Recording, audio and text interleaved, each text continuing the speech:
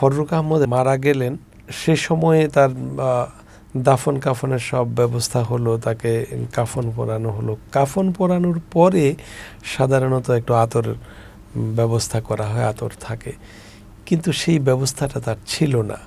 যারা এই আয়োজনের সঙ্গে ছিলেন তারা তখন খুঁজছেন যে আতর কোথায় পাওয়া যাবে।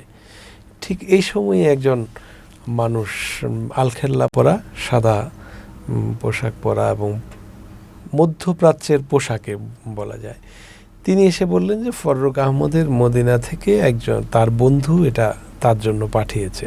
তো তারা স্বাভাবিকভাবে এটা নিয়ে খুব খুশির সাথে সেটা এই ব্যবহার করলেন। জানাজা হলো, জানাজার পরে তাদের হুঁশ হলো যে এই লোকটা কে, কোথা থেকে এলো, কিন্তু জানাজার পরে এই লোকটাকে আর পাওয়া যায়নি। এই ঘটনাটি তখন সবাই অনেককে নাড়া দিয়েছিল। পরবর্তীতে যারা এই ঘটনা পড়েছে তারা প্রত্যেকে এটিকে অলৌকিক ঘটনা বলেই, যে আল্লাহর কোনো ফেরেশতা আসতে পারে। ফররুক তো আপাদমস্তক মানবতাবাদী কবি ছিলেন, আধ্যাত্মিক কবি ছিলেন এবং রোম্যান্টিক কবিও তিনি ছিলেন।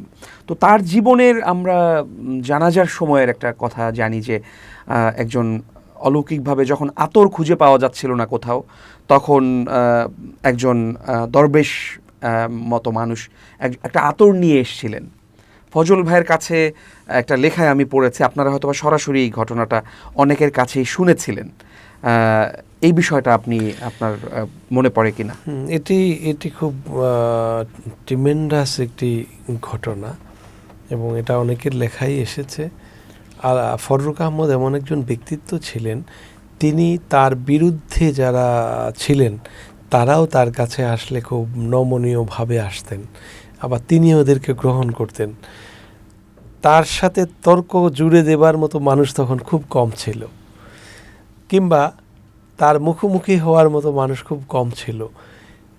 তিনি অসম্ভব রাগান্বিত মানুষ ছিলেন তেমন না, কিন্তু তার পার্সোনালিটি এমনই উঁচু ছিল যে সেখানে বাকিরা ছোট হয়ে যেত। সে কারণে তার মুখোমুখি কেউ হতেন না। কেন? কারণ অনেকগুলো কারণ। তার প্রধানতম কারণ ছিল তিনি অসম্ভব নৈতিকতা সম্পন্ন একজন মানুষ ছিলেন, যেটা আমাদের সময় খুব অভাব, খুবই অভাব, এবং কবিদের মধ্যে তো অভাব আরও খানিকটা বেশি থাকে। এই নীতি নৈতিকতার ব্যাপারে তিনি আলিফের মতো খাড়া ছিলেন, অর্থাৎ নীতির ব্যাপারে কোথাও তিনি আপোষ করেননি। তিনি ব্যক্তিগতভাবে সৎ মানুষ ছিলেন, অসম্ভব সৎ ছিলেন, এবং আমরা যেটাকে বলি যে হালাল রুজি ভক্ষণ করার যে একটি চিন্তা, এটি তার 100-তে 100 ছিল। ফলে তিনি হয়ে উঠেছিলেন সবার শ্রদ্ধার পাত্র। আমি যদি নাম উল্লেখ করতে চাই যে শেখ মুজিবুর রহমান খুব কম মানুষকে ভাই ডাকতেন, তিনি ফররুক আহমদকে ফররুক ভাই ডাকতেন। এটিও ফররুক আহমদের জন্য একটি বিরাট সম্মানের ব্যাপার। যেহেতু ফররুকও তার অগ্রজ ছিলেন, হ্যাঁ অগ্রজ ছিলেন, কিন্তু তার অগ্রজ অনেকেই ছিলেন, সবাইকে তিনি ভাই ডাকতেন না। যাই হোক, তো তিনি যখন মারা গেলেন, সে সময়ে তার দাফন কাফনের সব ব্যবস্থা হলো, তাকে কাফন পরানো হলো। কাফন পরানোর পরে সাধারণত একটু আতরের ব্যবস্থা করা হয়, আতর থাকে, কিন্তু সেই ব্যবস্থাটা তার ছিল না সেই সময়ে। তো যারা এই আয়োজনের সঙ্গে ছিলেন তারা তখন খুঁজছেন যে আতর কোথায় পাওয়া যাবে। ঠিক এই সময়ে একজন মানুষ আলখেল্লা পরা, সাদা পোশাক পরা এবং মধ্যপ্রাচ্যের পোশাকে বলা যায়, তিনি এসে বললেন যে ফররুক আহমদের মদিনা থেকে একজন তার বন্ধু এটা তার জন্য পাঠিয়েছে। তো তারা স্বাভাবিকভাবে এটা নিয়ে খুব খুশির সাথে সেটা এই ব্যবহার করলেন। জানাজা হলো, জানাজার পরে তাদের হুঁশ হলো যে এই লোকটা কে, কোথা থেকে এলো, কিন্তু জানাজার পরে এই লোকটাকে আর পাওয়া যায়নি। এটাকে তারা সেখানে যে জানাজার সাথে ছিলেন এরকম অনেকেই লিখেছেন, এবং তারা এটাকে পৃথিবীর স্বাভাবিক ঘটনা বলে মনে করেন না এই কারণে যে আতরটা তার বন্ধু দিতে পারে, কিন্তু ঠিক ওই সময়ে যখন আতর খোঁজা হচ্ছে, জি। ঠিক সেই সময়ে আতরটা কিভাবে আসলো, আবার আতরটা দিয়ে লোকটা কেন হাওয়া হয়ে গেল, লোকটা চলে গেল কোথায়, জি জি কিছুক্ষণের মধ্যেই কোথায় চলে গেলেন, এই প্রশ্নগুলো ঘুরপাক খাচ্ছে। এবং এই ঘটনাটি তখন সবাই অনেককে নাড়া দিয়েছিল। পরবর্তীতে যারা এই ঘটনা পড়েছে তারা প্রত্যেকে এটিকে অলৌকিক ঘটনা বলেই, যে আল্লাহর কোনো ফেরেশতা আসতে পারে, কিংবা হ্যাঁ হতে পারে মানবিক কোনো বিষয়ও হতে পারে, কিন্তু জি জি জি আমি বলতে চাচ্ছি যে এটি কোনো স্বাভাবিক ঘটনার মধ্যে সাধারণত পড়ছে না, জি জি জি বিশেষ করে লোকটাকে খুঁজে না পাওয়ার কারণে। কারণ এই ধরনের একজন ধার্মিক লোক, তিনি জানাজা না পড়ে চলে যাওয়ার তো কথা না, জি জি জি জি কিন্তু তিনি চলে গেলেন কেন? এই বিষয়টা অনেকের মধ্যে কাজ করেছে এবং অনেকে এটাকে গুরুত্বের সাথে নিয়েছেন।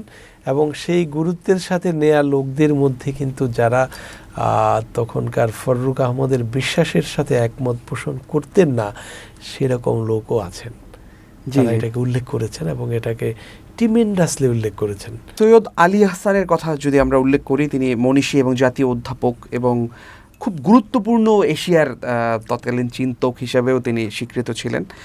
নোবেল কমিটির সঙ্গেও তার সম্পৃক্ততা ছিল। তো আমাদের যে নতুন আকাঙ্ক্ষার বাংলাদেশে আমরা যেটা চিন্তা করছি, সেই বাংলাদেশের আকাঙ্ক্ষার সঙ্গে সৈয়দ আলী আহসানের শিল্পচিন্তা বা রাষ্ট্রচিন্তা, সাহিত্যচিন্তার সম্পৃক্ততা আপনি কিভাবে দেখেন? সৈয়দ আলী হাসান আমাদের একটি গৌরবজনক অধ্যায় পুরা জাতির জন্য। আলী আহসান, তিনি যেটা তুমি বলেছ, এশিয়ার নোবেলের প্রস্তাবক ছিলেন।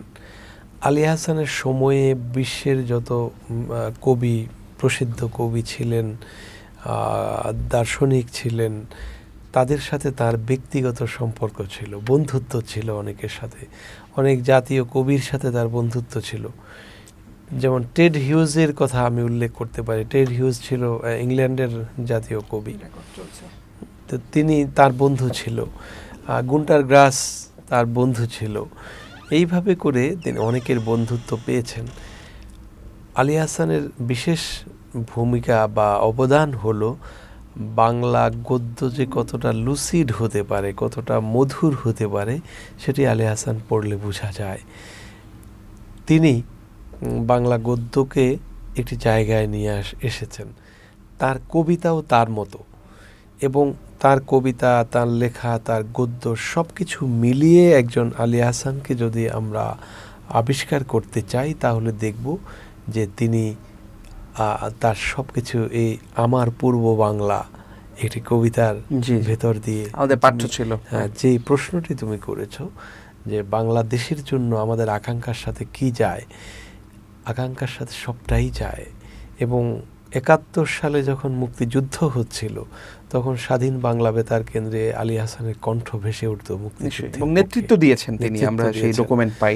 হ্যাঁ, স্বাধীন বাংলা বেতার কেন্দ্রে আমার পূর্ব বাংলা একগুচ্ছ স্নিগ্ধ অন্ধকারের তমাল, অনেক পাতার ঘনিষ্ঠতায় প্রগাঢ় নিকুঞ্জ। এই যে বর্ণনা, এত বাংলাদেশের ভেতর থেকে এই বর্ণনা দেয়া, এই কবিতা আমরা বাংলা ভাষায় খুব বেশি পাই না। অসাধারণভাবে তিনি বলেছেন। তিনি তার একক সন্ধ্যায় বসন্ত, কিংবা সমুদ্রেই যাব যে কবিতা গ্রন্থ, অথবা চাহার দরবেশ, এই বইগুলো পড়লে দেখা যাবে যে এখানকার মাটি, মানুষ, বিশেষ করে বিশ্বাস, এখানকার যে বিশ্বাসী মানুষগুলো, এই বিশ্বাসী মানুষের চিন্তা, চেতনা, ধারণা, স্বপ্ন, কল্পনা, এটাকে তিনি ধারণ করেছেন। আলী হাসানের সাথে আমার আনন্দের বিষয়টা হলো, সৈয়দ আলী হাসানের সাথে দীর্ঘ সময় আমি কাটিয়েছি, এবং তিনি লিখতেন, আবার ডিকটেশনও দিতেন। শেষের দিকে তিনি ডিকটেশন দিয়েই লিখতেন। আমি অনেকগুলো ডিকটেশন নিয়েছি ওনার, এবং ডিকটেশনটা এত মজার ছিল যে তিনি একটি বিষয় সম্পর্কে বলে যাচ্ছেন, এক সময় এসে তিনি থামতেন, থেমে বলতেন যে এটা ছাপার অক্ষরে 3 পৃষ্ঠা হয়ে যাবে। আসলে 3 পৃষ্ঠাই হতো। বাহ।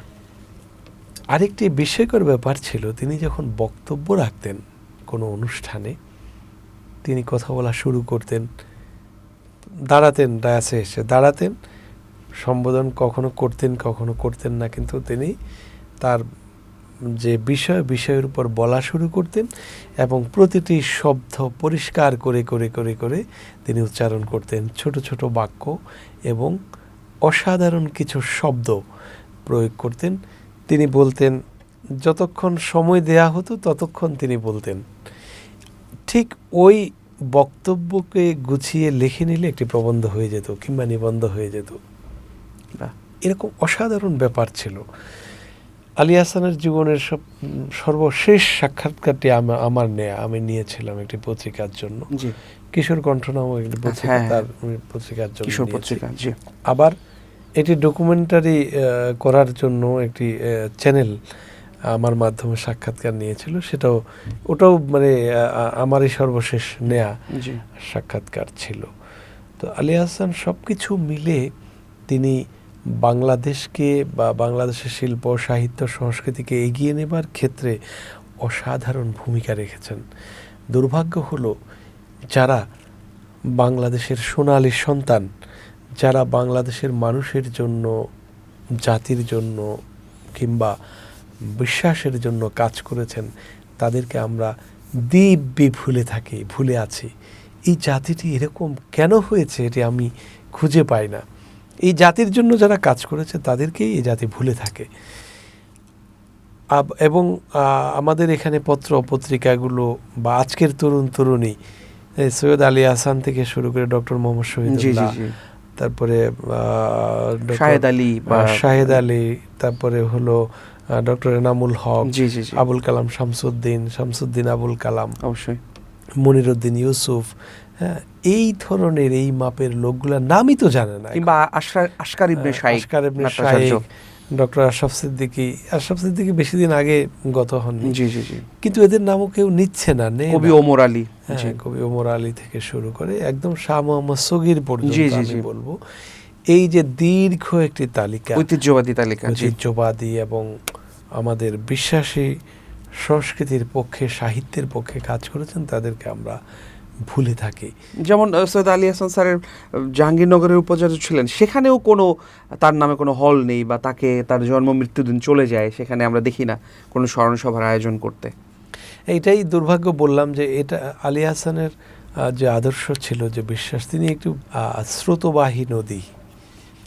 সৈয়দ আলী আহসানের একটি গ্রন্থ আছে, এটি তিনি কিভাবে তার গ্রাম থেকে শহরে আসলেন তার বর্ণনা, এবং শহরে এসে তিনি কি করলেন তার বর্ণনা। এটি অসাধারণ গদ্য, পড়লে মানে মুগ্ধ হওয়ার মতো।